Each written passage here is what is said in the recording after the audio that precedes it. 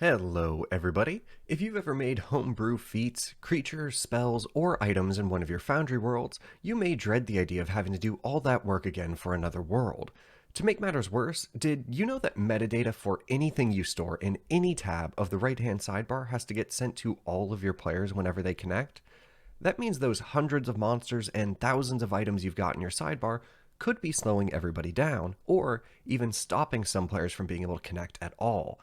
The only way to prevent all that data from being sent is to store things in compendium packs and keep only what you need for your next session in the sidebar.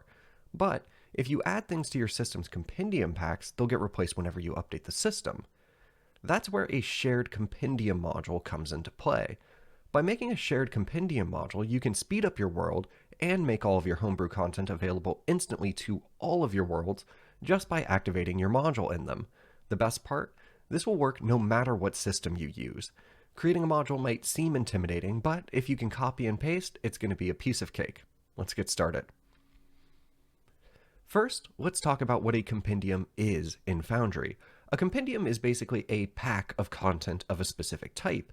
Those types are things you're already familiar with: actors, items, scenes, journal entries, macros, roll tables, and playlists. So, for example, you can create a compendium of actors or a compendium of journal entries if you want. In fact, in Foundry, if you go over to the Compendium tab and hit Create Compendium, you'll see an option to name your compendium and to select its type, and that's all there is to it. Making them this way won't share them between your worlds, though. Instead, we're going to start with a nice solid base that I've put together that will give you a compendium of each type, and then I'll show you how you can make more if you want them. To get started, head into the description and grab the installation link I've got down there. Then open Foundry, go to the Add-on Modules tab, hit Install Module, and paste the URL in the Manifest URL field and click Install. Now we can see the My Shared Content module right here in our list, and you'll notice there's no option to check update, so you won't be able to mess up your compendia by accidentally updating and overwriting anything. Now we've installed a generic My Shared Content module that includes a compendium of each type, which you can see here in my Compendium tab, now that I've activated the module in my world. I've got shared creatures, items, journal entries, macros, playlists, roll tables, and scenes, which I can start adding things to right away.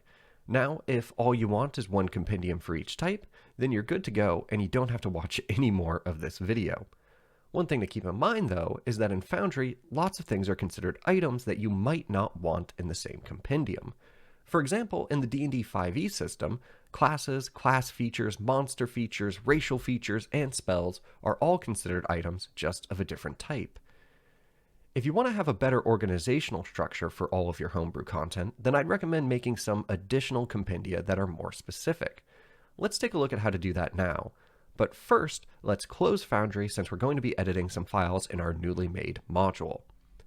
Once you've got Foundry closed, navigate to your Foundry user data folder. If you're a Windows user, you can just right-click on Foundry in your start bar and select Browse User Data. If you're a Mac user, copy everything in the User Data Path field of your Configuration tab and open Finder. Then, in the top bar, click Go and go to Folder. Paste the User Data Path in and hit Go. Now that we're all on the same page, click into your Data folder and then your Modules folder. Find the My Shared Content folder and open that now. Here we've got the module.json and a packs folder. The packs folder is holding the database file for each of our compendia, but we don't need to do anything with these. Everything we need is in the module.json file.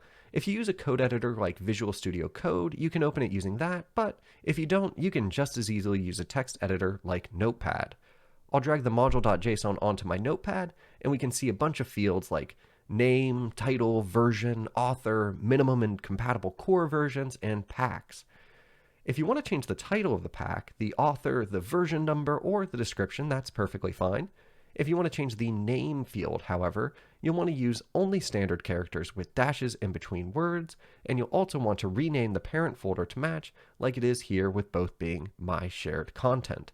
The minimum core version refers to the oldest version of Foundry the module supports, let's say 0.7.5, and set our compatible core version, which is the newest version our module supports, to 0.7.9. As Foundry continues to evolve, you may want to update this value to be in line with the latest version of Foundry. Now for the good stuff. the packs field. This is where we define each of our compendia and what type they are, as well as where the database file will be located. You'll notice that each pack is wrapped in these opening and closing curly braces. If there's another pack after it, they also end with a comma like these. You'll also notice that each of the fields in each pack have a comma, but only if there's a line underneath them. It's very important to keep that consistent and to not accidentally delete those or the quotation marks around each field. You can see each of the packs that I showed you earlier, which we can use as a basis for any additional packs that we want to make. Like, let's say we wanted another items compendium for storing homebrew class features in. We can copy everything from the opening curly brace to the comma after the closing curly brace, hit enter, and paste in our copied pack. Keep in mind, if your pack is the last one in the list, do not include a comma at the end. Now we've just got to rename everything. Let's make the name homebrew-class-features, making sure to use all lowercase letters and dashes in place of spaces. Then we can change the label to homebrew class features, and to finish it up, we can change just the last part of the path field to say homebrew-class-features.db instead of items.db. You'll notice that this matches the name field we just entered. If we hit save, close our notepad, launch Foundry, and join our world, we can see in the Compendium tab that our Homebrew Class Features Compendium is there and almost ready for us to start putting our class features in. To add content to any of our new shared compendia, first we have to right-click on them and select Toggle Edit Lock, which makes it so we can add things to our compendium. Then we'll get this warning dialog box telling us that we're editing a compendium that doesn't belong to this world, and changes we make might get wiped out when the module is updated.